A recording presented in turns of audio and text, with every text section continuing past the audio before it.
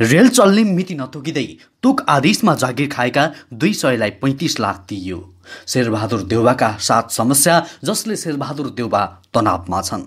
यी महिलाको विश्वकै ठूलो मुख राखिन् विश्व रेकर्ड। आइतबार हराएको चाँदीको मुकुट सोमबार भेटियो। एक मानसिक अस्वस्थ व्यक्ति पनि पक्राउ। चोरिएको मोटरसाइकल सहित भक्तपुरबाट 3 पक्राउ। नेपाल समूह बिना नै अघि बढ्यो एमाले। नाकढुङ्गा सुरुङमार्ग खन्ने कामले लियो गति। 18% काम सम्पन्न। नेपालमा मनसुनी वायुको प्रभाव, मेघ गर्जन र चट्यान सहित भारी वर्षाको सम्भावना। अब लाइसेन्सको ट्रायल खुल्ने पक्का पक्की। कर र कमिसनले पेट्रोलियम पदार्थको मूल्य दोब्बर र 40 लाख फाइजर खोप खरिद गरिने लगायतका आज दिनभरिका केही महत्त्वपूर्ण समाचारको साथमा म सन्तोष कठायत उपस्थित भइसकेको छु। पुरा समाचार अत्यन्तै धेरै महत्त्वपूर्ण भएकाले अन्तिमसम्म हेरी लाइक, कमेन्ट, सेयर अनि सब्सक्राइब गर्न नबिर्सिनुहोला। समाचारको सुरुमा रेलको प्रसङ्ग। दैनिक ज्यालादरीमा 200 जति कर्मचारी भर्ना गरिएको र उनीहरूमध्ये केहीलाई तालिम समेत दिएको भट्टराईले स्वीकार गरेका छन्।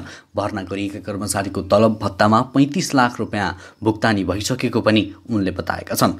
सक्दो छिटो रेल सेवा सञ्चालन गर्न कर्मचारी भर्ना गरेका हौँ। लोकसेवा आयोगले भर्ना गरेर अवरोध गर्यो। हामीले मन्त्री परिषदको निर्णय अनुसार दैनिक ज्यालादरीमा कर्मचारी राखेका हौँ, उनले कान्तिपुरसँग भने। रेलवे व्यवस्थापनले यसअघि लोकसेवा आयोग मार्फत कर्मचारी भर्ना प्रक्रिया थालेको थियो। त्यसमा 6000 भन्दा बढीले आवेदन दिएका थिए। करिब 6 महिना अघि आयोगले भर्ना प्रक्रिया स्थगन गरेपछि फारम बापत तिरेको शुल्क अझै फिर्ता गरिएको छैन। त्यसपछि भट्टराईले आफ्नै तजबिजमा 2 महिना अघि ठूलो सङ्ख्यामा कर्मचारी राखेका हुन्। त्यसैगरी अब अर्को समाचार। सप्तरीको छिन्नमस्ता गाउँपालिका 3 स्थित छिन्नमस्ता भगवतीको हराएको चाँदीको मुकुट भेटिएको छ। आइतबार साँझ चोरी भएको मुकुट सोमबार बिहान भेटिएको जिल्ला प्रहरी कार्यालय सप्तरीले जानकारी दिएको छ। विष्णुपुर गाउँपालिका 5 मझौ गाउँबाट मुकुट भेटिएको जिल्ला प्रहरी कार्यालय सप्तरीका प्रवक्ता डिएसपी माधव काफ्लेले जानकारी दिए। प्रहरीले मुकुटसँगै मानसिक अस्वस्थता भएका स्थानीय राजेश कुमार मण्डललाई पनि नियन्त्रणमा लिएको छ। मण्डलको साथबाट मुकुट फेला परेको र यसबारे थप अनुसन्धान भइरहेको प्रहरीले जानकारी दिएको छ। त्यसैगरी अब अर्को समाचार। अमेरिकाको कनेक्टिकटकी समान्था राम्सडेलको मुख विश्वकै ठूलो भएको Guinness book of the world रेकर्डले जनाएको छ। उनको मुख 6.56 सेन्टिमिटर खुल्ने र तेस्रो नाप्दा 10 सेन्टिमिटरसम्म पुग्ने उल्लेख गरिएको छ। राम्सडेलले आफूलाई आफ्नो मुख जहिले पनि ठूलो लाग्ने भए पनि टिकटकमा भिडियो पोस्ट गरेपछि मात्र यो कीर्तिमानी भएको थाहा पाइन्।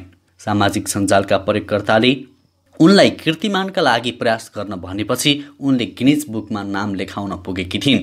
31 वर्षीय राम्सडेलको टिकटकमा 17 लाख फलोअर्सहरू रहेका छन्। मुखको मेरो कारणले म यति धेरै चर्चित हुन्छु भन्ने सोचेकी थिइनँ, उनी भन्छन्। भिडियोहरूमा उनले मुखमा एकैपटक 3वटा डोनट अटाएको, ठूलो मात्रामा फ्राइजहरू अटाएको लगायतका कुराहरू रहेका छन्। त्यसैगरी अब अर्को समाचार। पार्टीभित्रको विवादलाई थाँती राख्दै नेपाल कम्युनिस्ट पार्टी एमाले साङ्गठनिक गतिविधि अगाडि बढाउने निर्णय गरेको छ। पार्टीका वरिष्ठ नेता माधव कुमार नेपाल समूहबीच एकता हुन नसकेपछि एमाले स्थानीय तहका कमिटीहरूको अधिवेशनको मिति तोक्ने निर्णय गरेको हो। ललितपुरको च्यासल स्थित तुलसीलाल स्मृति प्रतिष्ठान भवनमा आइतबार बसेको स्थायी कमिटी बैठकले देशभरका सबै पालिका स्तरको अधिवेशन आउँदो असोज 9 सम्म गरिसक्ने निर्णय गरेको छ। ओली समूहले साउन 24 गते एमाले केन्द्रीय कमिटी बैठक बोलाएको छ।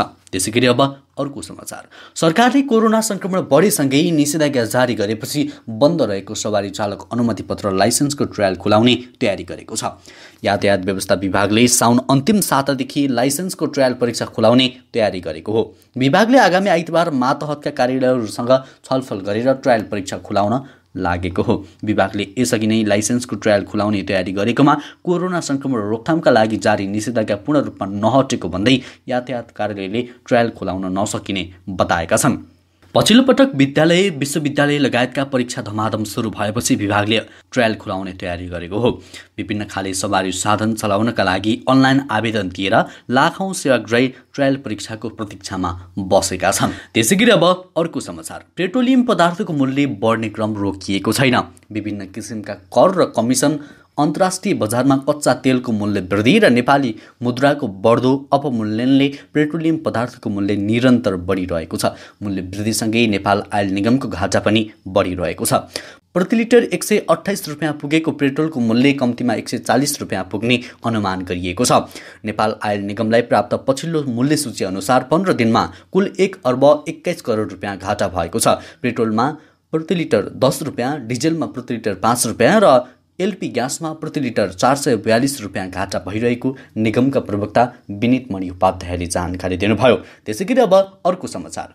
नेपाली कांग्रेसका सभापति शेरबहादुर देउबा 2078 असार 29 गतेदेखि 17 महिनाका लागि प्रधानमन्त्री बनेका छन्। उनले साउन 3 गते विश्वासको मत पनि पाइसकेका छन्। सत्तारोहणसँगै देउबामाथि प्रश्न पनि उब्जेको छ। कम्युनिस्टहरूको बैशाखीमा अडिएको यो सरकारले 16.5 महिना कसरी गुजार्ला? सामान्यतया सरकार गठनको सुरुको 100 दिनलाई हनीमुन पिरियड मानिन्छ।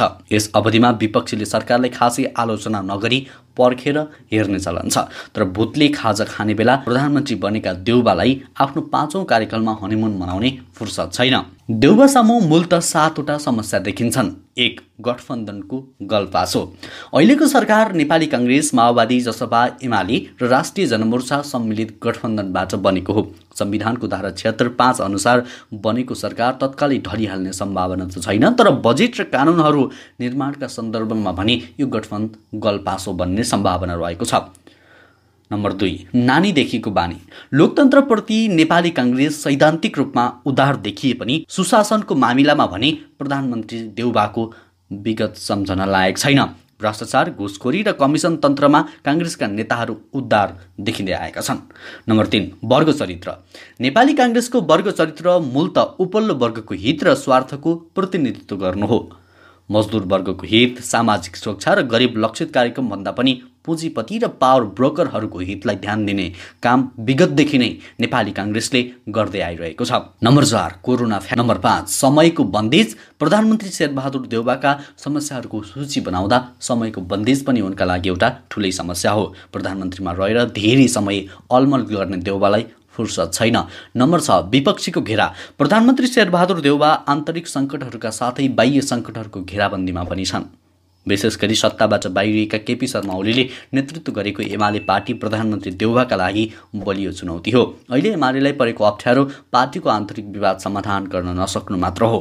ओली र माधव नेपाल पक्षबीच एकता भयो भने सत्तारूढ गठबन्धनलाई भारी पर्न सक्छ। त्यसैगरी अब अर्को समाचार। सीमा नाका क्षेत्रमा खोप लगाउन आवश्यक तयारी सुरु गर्न सरकारले निर्देशन दिएको छ। त्यसका लागि करिब 40 लाख फाइजर खोप खरिद गरिने भएको छ। गृहमन्त्री बालकृष्ण खाँडको अध्यक्षतामा आइतबार बसेको कोभिड-19 नियन्त्रण सम्बन्धी बैठकले कोरोना नियन्त्रण चुनौतीपूर्ण बन्दै गएकाले सीमा नाकामा कोरोना खोप लगाउने व्यवस्था गर्न निर्देशन दिएको हो।